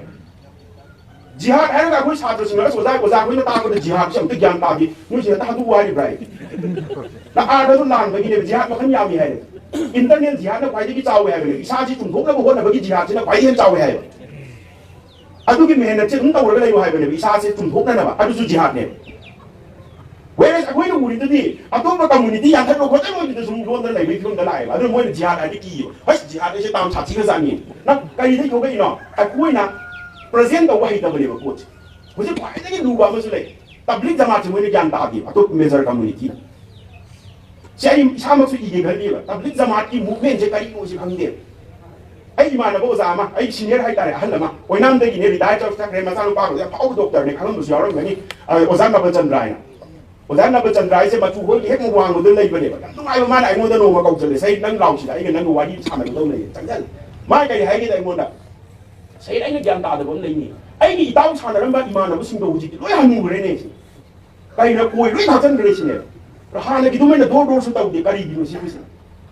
ꯑꯩꯅ ꯑꯣꯖꯥ ꯑꯃꯗ ꯇꯕ꯭ꯂꯤꯛ ꯖꯃꯥꯠ ꯌꯥꯎꯔꯝꯕꯅꯤ ꯑꯗꯨꯅ ꯃꯥꯒꯤ ꯀꯟꯇ꯭ꯔꯣꯜ ꯑꯃꯗ ꯊꯝꯃꯛꯏꯅꯤ ꯑꯗꯨꯅ ꯇꯕ꯭ꯂꯤꯛ ꯖꯃꯥꯠ ꯑꯁꯤ ꯀꯔꯤꯅꯣ ꯒ꯭ꯌꯥꯟ ꯇꯥꯗꯦ ꯑꯗꯨꯗꯤ ꯂꯩꯃꯤꯟꯅꯔꯤꯗꯨꯅ ꯈꯪꯗꯦ ꯍꯥꯏꯕ ꯑꯗ ꯃꯤꯁꯑꯟꯗꯔꯁꯇꯦꯟꯗꯤꯡ ꯑꯃ ꯂꯥꯛꯑꯦꯕ ꯑꯩꯈꯣꯏ ꯃꯔꯛꯇ ꯃꯄꯥꯟꯗꯒꯤ ꯃꯤ ꯆꯪꯉꯛꯈ꯭ꯔꯦ ꯍꯥꯏꯕꯒꯨꯝꯕ ꯑꯃ ꯍꯟꯈꯤꯗꯣꯏꯅꯦ ꯍꯥꯏꯕ ꯄꯣꯠꯇꯨꯗꯤ ꯑꯩꯈꯣꯏꯅ ꯁꯦꯡꯗꯣꯛꯄ ꯑꯃ ꯆꯪꯗ꯭ꯔꯣ ꯇꯕ꯭ꯂꯤꯛ ꯖꯃꯥꯠ ꯍꯥꯏꯔꯤꯁꯤ ꯃꯤꯒꯤ ꯏꯟꯇꯔꯅꯦꯁꯅꯦꯜ ꯑꯣꯏ ꯃꯨꯚꯃꯦꯟ ꯑꯃ ꯑꯣꯏꯅ ꯂꯥꯛꯑꯕꯅꯦ ꯑꯃꯦꯔꯤꯀꯥꯅ ꯁ꯭ꯇꯗꯤ ꯇꯧꯈꯠꯂꯛꯏꯅꯤ ꯇꯕ꯭ꯂꯤꯛ ꯖꯃꯥꯠꯀꯤ ꯑꯐꯥꯎ ꯑꯐꯥꯎꯕ ꯁ꯭ꯀꯣꯂꯔ ꯃꯌꯥꯝꯅ ꯁ꯭ꯇꯗꯤ ꯇꯧꯈꯠꯂꯛꯏꯅꯤ ꯍꯥꯏꯗꯤ ꯑꯦꯀꯥꯗꯃꯤꯛ ꯗꯤꯁꯀꯣꯔꯁ ꯑꯃꯗ ꯌꯥꯎꯔꯛꯑꯕꯅꯦꯕ ꯇꯕ꯭ꯂꯤꯛ ꯖꯃꯥꯠ ꯀꯥꯏꯁꯦ ꯀꯩꯒꯤꯅꯣ ꯍꯥꯏꯔꯒ ꯃꯤ ꯑꯃꯁꯦ ꯔꯤꯐꯣꯔꯝ ꯇꯧꯅꯕ ꯍꯣꯠꯅꯕꯗ ꯐꯁꯨ ꯐꯩꯗꯅ ꯑꯩꯈꯣꯏꯅ ꯈꯪꯍꯧꯕꯗ ꯅꯝꯕꯔ 4 ꯀꯥꯕ ꯃꯌꯥꯝ ꯇꯕ꯭ꯂꯤꯛ ꯖꯃꯥꯠ ꯆꯠꯂꯨꯕꯗꯤ ꯐꯈꯤꯕ ꯃꯌꯥꯝꯁꯨ ꯌꯥꯎꯋꯦꯕ ꯑꯗꯣ ꯄ꯭ꯔꯤꯊꯤꯕꯤꯒꯤ ꯃꯨꯚꯃꯦꯟ ꯑꯃꯅꯦꯕ ꯁꯤꯗꯤ ꯏꯟꯇꯦꯂꯦꯛꯆꯨꯑꯦꯜ ꯃꯌꯥꯝ ꯌꯥꯎꯔꯤꯁꯤꯗ ꯑꯐꯥꯎ ꯑꯐꯥꯎꯕ ꯑꯗꯨꯅ ꯁꯨꯃꯥꯏꯅ ꯑꯩꯈꯣꯏꯅ ꯄꯣꯠꯁꯦ ꯌꯥꯝ ꯐꯖꯅ ꯄ꯭ꯔꯖꯦꯟ ꯇꯧꯔꯒꯗꯤ ꯑꯩꯈꯣꯏ ꯃꯤꯁꯑꯟꯗꯔꯁꯇꯦꯟꯗꯤꯡ ꯃꯌꯥꯝꯁꯦ ꯀꯣꯛꯀꯗꯧꯕꯅꯦ ꯍꯥꯏꯕꯅꯤꯗ ꯑꯩꯅ ꯍꯥꯏꯔꯤꯁꯦ ꯑꯗ ꯑꯁ ꯆꯪꯉꯛꯑꯦ ꯕꯦꯛ ꯄꯨꯔ ꯆꯪꯉꯛꯑꯦ ꯊꯣꯛꯈꯤꯕꯩ ꯋꯥꯔꯤꯗꯨꯗꯤ ꯑꯩꯈꯣꯏꯅ ꯂꯤꯗ꯭ꯔꯕꯅꯤꯅ ꯆꯪꯉꯛꯑꯒ ꯁ꯭ꯋꯥꯏꯗ ꯑꯗꯨꯝ ꯂꯩꯁꯤꯟꯈ꯭ꯔꯕ꯭ꯔꯥ ꯍꯥꯏꯕꯒꯤ ꯀꯟꯁꯦꯞ ꯑꯃꯁꯨ ꯎꯔꯣꯏꯗ꯭ꯔꯣ ꯑꯗ ꯑꯩꯈꯣꯏꯅ ꯈꯟꯗꯕ꯭ꯔꯥꯕ ꯈꯟꯗꯗꯦꯕ ꯀꯩꯒꯤꯅꯣ ꯍꯥꯏꯔꯒ ꯃꯤꯁꯤꯗꯤ ꯃꯤꯁꯑꯟꯗꯔꯁꯇꯦꯟꯗꯤꯡꯁꯦ ꯌꯥꯝ ꯆꯥꯎꯋꯦ ꯃꯤꯁꯑꯟꯗꯔꯁꯇꯦꯟꯗꯤꯡꯗꯒꯤꯅꯦꯕ ꯑꯩꯈꯣꯏ ꯂꯥꯛꯅꯔꯤꯕ ꯃꯌꯥꯝꯁꯦ ꯑꯗꯨꯅ ꯑꯩꯈꯣꯏ ꯁꯦꯀ꯭ꯌꯨꯂꯔ ꯑꯣꯏꯕ ꯇꯥꯏ ꯑꯩꯒꯤ ꯙꯔꯃꯗꯨꯅ ꯑꯩꯒꯤꯅꯤ ꯌꯨꯝꯗ ꯍꯜꯂꯒ ꯁꯣꯟꯒꯗꯕ ꯅꯃꯥꯖꯇꯨꯅ ꯑꯩꯒꯤꯅꯤ ꯃꯤꯃꯥꯡꯗ ꯁꯨꯝ ꯊꯣꯛꯑꯒ ꯑꯩ ꯅꯃꯥꯖ ꯁꯣꯟꯕꯒꯤ ꯋꯥꯔꯤꯗ ꯁꯨꯝ ꯂꯤ ꯂꯩꯇꯥꯔꯒꯗꯤ ꯃꯗꯨ ꯏꯁꯂꯥꯝꯅꯁꯨ ꯌꯥꯗꯦ ꯅꯠꯇ꯭ꯔꯥ ꯑꯗꯨꯅ ꯁꯨꯒꯨꯝꯕ ꯄꯣꯠ ꯃꯌꯥꯝꯁꯤꯡꯁꯤ ꯔꯦꯁꯄꯦꯛ ꯇꯧꯋꯦ ꯀꯣꯂꯦꯖꯇ ꯑꯗꯨꯝ ꯑꯣꯐꯤꯁꯇ ꯆꯠꯄꯗ ꯑꯗꯨꯝ ꯊꯦꯡꯅꯔꯝꯒꯅꯤ ꯑꯩꯈꯣꯏꯅ ꯔꯨꯖꯥ ꯍꯦꯜꯂꯤ ꯍꯥꯏꯕ ꯃꯇꯝꯗ ꯃꯣꯏꯅ ꯔꯦꯁꯄꯦꯛ ꯎꯠꯄꯅꯤ ꯑꯣꯖꯥ ꯑꯩꯈꯣꯏ ꯃꯃꯥꯡꯗ ꯆꯥꯔꯣꯏꯁꯤ ꯔꯦꯁꯄꯦꯛ ꯎꯠꯂꯤꯁꯤꯗꯤ ꯑꯐꯕꯗꯨꯗꯤ ꯁꯨꯡꯄꯟ ꯄꯟꯗꯦꯕ ꯐꯠꯇꯕꯗ ꯁꯨꯝ ꯂꯣꯟꯗ ꯂꯩꯔꯒꯗꯤ ꯑꯩꯈꯣꯏ ꯅꯣꯡꯉꯥꯟꯗ ꯅꯨꯃꯤꯠꯇꯥꯐꯥꯎ ꯂꯩꯅꯥ ꯅꯥꯔꯅꯤ ꯍꯥꯏꯕꯅꯤ ꯑꯗꯨꯅꯤꯗ ꯑꯩꯈꯣꯏꯅ ꯃꯔꯨ ꯑꯣꯏꯅ ꯁꯨꯃꯥꯏꯅ ꯍꯥꯏꯔꯒꯀꯣ ꯑꯗꯨꯅ ꯍꯧꯖꯤꯛꯇꯤ ꯌꯥꯝꯅ ꯐꯖꯅ ꯃꯅꯤꯄꯨꯔꯒꯤ ꯃꯄꯥꯟꯗ ꯑꯔꯣꯏꯕꯗ ꯑꯩꯅꯅꯦ ꯌꯥꯝꯃꯟꯈꯤꯗꯅ ꯑꯩꯁꯨ ꯀꯣ ꯁꯥꯎꯕ ꯌꯥꯗꯦ ꯑꯃꯈꯛꯇꯪ ꯍꯥꯏꯔꯝꯒꯦ ꯌꯥꯝꯅ ꯅꯛꯄ ꯄꯣꯠ ꯑꯃꯈꯛꯇꯪ ꯎꯠꯂꯝꯒꯦ ꯍꯥꯏꯔꯔꯣꯏꯒꯦ ꯁꯤꯒꯤ ꯆꯦ ꯑꯃꯈꯛ ꯑꯩꯅ ꯊꯦꯡꯅꯩ MCS ꯔꯤꯌꯥꯖꯨꯗꯤꯟ ꯂꯩꯅ ꯂꯤꯂꯣꯡꯗꯒꯤꯅꯤ ꯃꯥꯁꯨ ꯃꯥꯏ ꯃꯃꯥꯗꯣ ꯃꯦꯔꯥꯏꯅꯤꯅ ꯃꯥꯅ ꯀꯩꯗꯧꯕꯗꯒꯤ ꯁꯤꯒꯤ ꯄꯣꯠꯁꯦ ꯑꯩꯉꯣꯟꯗ ꯃꯥꯅ ꯊꯥꯔꯛꯄꯅꯤ ꯁꯤ ꯀꯔꯤꯅꯤ ꯏꯟꯁꯀ꯭ꯔꯤꯞꯁꯟ ꯑꯃꯗ ꯂꯧꯊꯣꯔꯛꯄꯅꯤ ꯍꯛꯑꯒ ꯊꯝꯕ ꯍꯥꯏꯔꯤꯕ ꯄꯣꯠꯁꯦ ꯑꯩ ꯌꯥꯝꯅ ꯉꯛꯈ꯭ꯔꯕ ꯑꯩ ꯏꯒꯦꯗꯤ ꯈꯜꯂꯒ ꯃꯁꯤ ꯑꯩꯅ ꯃꯈꯣꯏꯗ ꯄꯥꯎ ꯐꯥꯎꯅꯕ ꯍꯣꯠꯅꯕꯗ ꯃꯣꯏ ꯔꯤꯄ꯭ꯂꯥꯏ ꯁꯨꯡꯍꯟ ꯍꯜꯂꯛꯇꯦꯕ ꯁꯤꯒꯤꯁꯦ ꯀꯅꯥꯅꯣ ꯍꯥꯏꯔꯒꯀꯣ ꯁꯤꯒꯤ ꯑꯣꯖꯥ ꯔꯤꯌꯥꯖꯨꯗꯤꯟꯁꯤꯅ ꯊꯥꯔꯛꯏꯁꯦ ꯁꯩꯌꯦꯗ ꯁꯥꯒꯩꯒꯤ दरगाह अमदा मेराई कोइसे मणिपुर की मेराई की सागई की दरगाह अमदा इंस्क्रिप्शन से अमारा पुराय मोगी मफमदो अदुदा लैबा इंस्क्रिप्शन अमदगी याम सेंगदना सुमैना थारेबा माना आइमोंदा mana amuka Burmese macam tharak tana mathang tharak pani ai mon da mana ozana khara nai na bani nai na madagi aina yam computer haiba angang amada iriba maron sing se phajana ta mai senga lu computer gai ta bu su mai na thoge phajana huji phajana thoga pasida ai matam lai trabani na par roi ge kaisu ko sida yamna interesting koi ba mana 1760 da 1760 hai se kari no sahi tare khunda ka lak me gi mamang da Syed Hasan ne nu ba ma moi gi sabai gi 거기 사회기가 트리 해다리네 트리 보시 양 덩거리다나 사회기이나 아두기 트리시 야오름바 누바마네 마세 Syed Hasan 거위 마가 미오이 humfu가 There are 60 households of his followers were taken from Manipur adu karaida pure Myanmar da pura ki yani yawi Burma 1760 da na koina tijan ba wat bagine aduna sidai se ma se he dies in Irrawaddy ese usi moi Burma gi da adu da sikhi hai ba ari yani interesting way bamso mu yaure gi ba Syed Abdul Rahman ne mo se Burmese mami noi pan gra bani ko makha da noi Burmese mami yauri ba sigi sina 1820-60 asai uncle na gi ba Treaty of Yandabo da ne ma se English hai na Treaty of Yandabo da Burmese sing English ki iba ko pa ata han go bu dang yawu do ni ne yawu bu pa we le yamna ngai ise sumaina tawraga lai adu ayambana hujik se uta kai na America rom da lai kre hai mo se Sufi Center ne hore dum chang gi yeng Google da Sufi Center Dadapu hai bane Dadapu hai se mo gi magi ka chong sa re ba America da uta ka Burmese ma sa sing na som da chat da lai ba adu na ayamba lai kre hai mo se aduna Iran da connection se phawba gam ki dreba na tragedi aina riaji nai se masi connection phawraga di atai kadai da lai ge hai ko to ai ko na thiba phangani ne ngarang so ina ozamu da bahadur yam toina chappa mi mangon du su hange lai di lai adu noi gi muslim sing se si Burmese ki tai da lai kre aduna moi gi identity do thoina Manipuri identity ngak kre hai ai ko usi kui da na tang trong do da magi seminar ma diaspora Manipuri diaspora in Myanmar ma ngam do ye ko ala ai hango ge tawi ni mangon da sana aduna sum ba lai aduna Here research tausi aduga aikoi handani ai leite aikoi history yam chauna leibani bo aikoi history aduga hayeng hanchi ai ni ge su khali mayang mayum gi medal phangau ba ma chura chan gi matam da ne British na piram ba Abdul Qadir reina ma gi medal do kairang do huji lei adu aingon da la aga moina madu gi wari ma sa isi ena huji lei ba ko aduna yam lei ba manung sida leiram ni ba adu diwan ga ne leiram mi ama ma leiram mi dengi akoi ge sai gi dasu sardar gi wari leini dasu sardar su lai ba tibana कोई असे मग से drama का कहीं लोई नाम जन की तरह दासु सरदार का नानो कहीं ना नानो ज्ञान में दाद वह उसे थोहन करे तो कोई की दासु सरदार से ड्रामा हो लोग रहा हिस्टोरिकल फिगर से ड्रामा हो बैशाम लुई बा दिकेन रजी से ड्रामा हो या पोते मा हिस्टोरिकल फैक्ट है थाई लगे चक्की मतम दा मी की कैरेक्टर एसासिनेट तो दुई ने अदुना दासु सरदार का दिकेन रजी का वारी सा नहीं है और ड्रामा अदुना ना अदु की डॉक्यूमेंट दी लई थी दासु सरदार की सही नहीं हां हां की बने आर्टिकल में adu bidu drama one in low hip dagi line to pom du sai mon hairam gre du mo chien gre adai mang gi ju bo ti le bang de aduna igen rajit ka dasu sardar ga wari sa ki ba leke dialogue am ta leke written record leke aduna ai ko ji character se khang da ba kharana ki hat bane dasu sardar se phagi dan bane buji chu ti ga ba le ba ma se porom pa to kum gi ai his exposure na gening man gi da chien gi da gi gyang men da da bane ba ko se aduna history se am section si history da gi ne ko problem puna ma create tor ba du se na si thoi ba ko se santi pura kan dri si so history da gi ne ba history chumna iba shared history ni ai ko ni chahi tare khunta ba da yaw ba do mai dai gi su chahi tare khunta ba da ne yaw si hagi ba gi matam do ai ko su history yaw ri aduna here se ko gi ni ma ne ta hai e na ai na hai ba na ai ko ni ibu su mai ni ibi ro ba Facebook da Tasam hairam mi mamam hairam mene ti iro ba yagadra challenge for kane aduna authenticity hai history is authenticity da ni da kana hairi mo nang ni du kayam chumba gi history da si ya bi ba hang da dia bi natra aduna Quran ni ko ne tam ni ngayam le hadith ki tam ni ngayam le hadith ta yaw bani hawbula Hazrat Abu Hurairah ngang ba amana tauba amaduna amada libaina kai dingo do happy do proof ne ba Prophet na hairam ni da haida bane ba proof mi ne ba ek sai ba mi do na why da haiba da jet da ta ho da gi si haiba ni mi ahum ani proof bi bane pi da bre ye mo ne pi bane hadith da pi bane proof ai je du ne ba aduna na daga di hadith se mana ini mo mong ida aga da ko ga sing ngam do aduna sumaina lai aduna ko chum na isi nungsinan da lai na si mathang da gi de ko su approach taw raga state ki function do ina yaw se ko na si ngang to wa se state ki function do ina ngam se ko na daga masi maya da su ma ko taw raga lai se ngungai te a ko du su yang na pukning halli e a ko si na phei ra bra ina ko aduna mathang da gi su ma na taw si si ha ga ai sang su sang re saw ba ya de